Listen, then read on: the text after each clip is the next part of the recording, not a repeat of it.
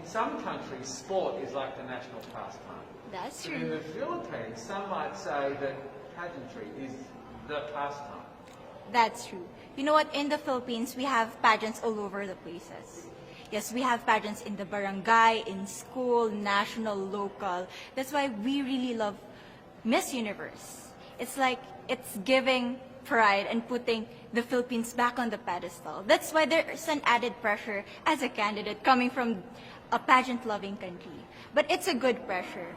I always look up to our former Miss Universe Philippines. They really did well in the competition.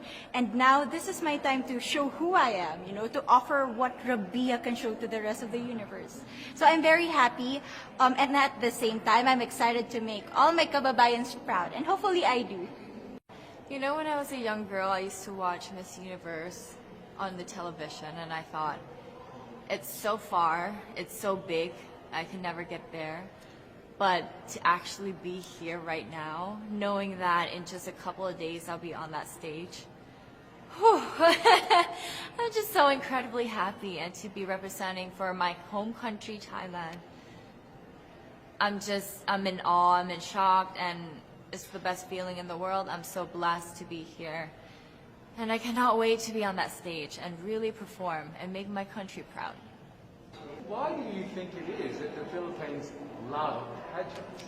They have appreciation for beauty. We do love pageant because we used to think that we wanted to be included in the world, I have to be honest, in the Philippines, my skin color used to be not the standard of beauty. I was obsessed whitening my skin because these are the kinds of beauty queen we see on the mainstream. But things were different now. That's why I'm very proud to be a morena. In the Philippines, we call it morena. It's brown skin girl.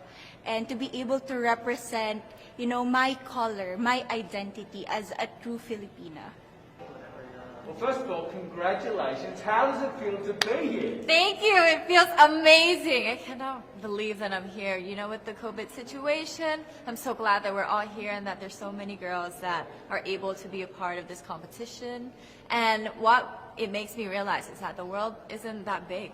When you see all the girls in the auditorium together from different countries, and everyone is so nice and so lovely, they're so warm.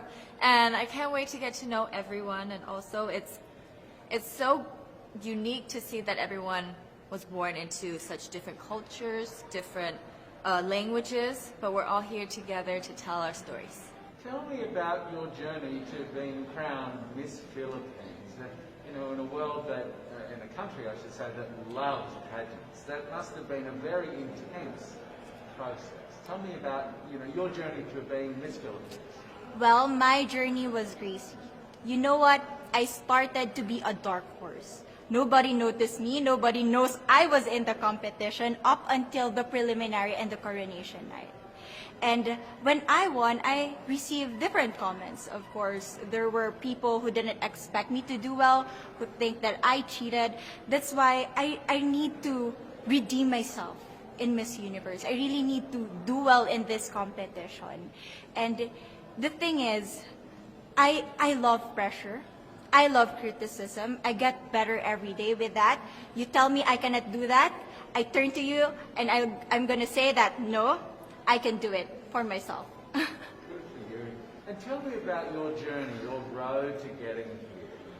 I know you obviously was Thailand, but the physical journey to get here, did you just hop on a plane and get here and was that easy or no? Oh my goodness. Well, Thailand is very far away. That's one thing. And I really had to, it wasn't a struggle to get the visa, but it was a long process.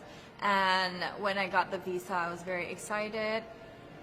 But the journey here, the physical journey, if you can believe it, it was more than 30 hours, all the way from Thailand, yes.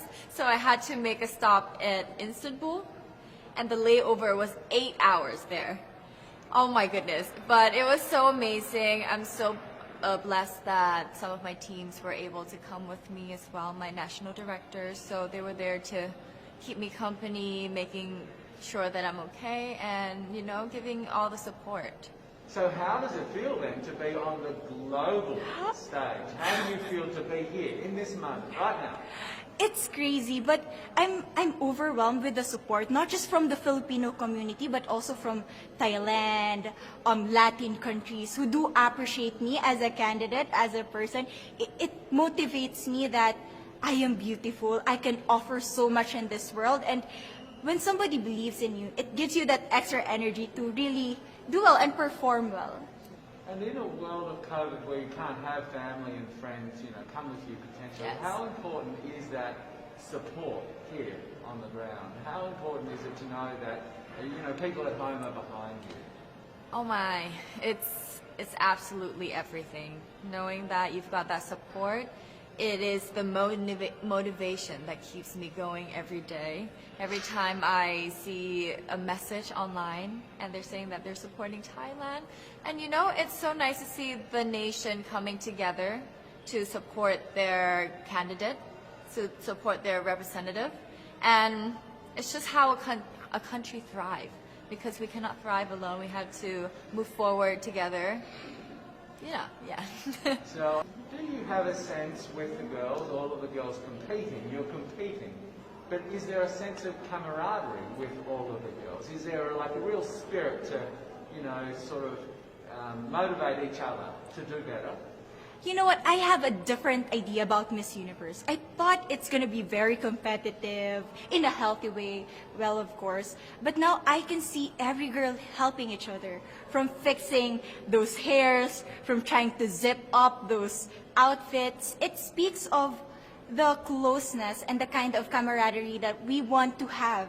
The goal of Miss Universe is not just to crown one girl, but also to build a genuine and long-lasting friendships among us.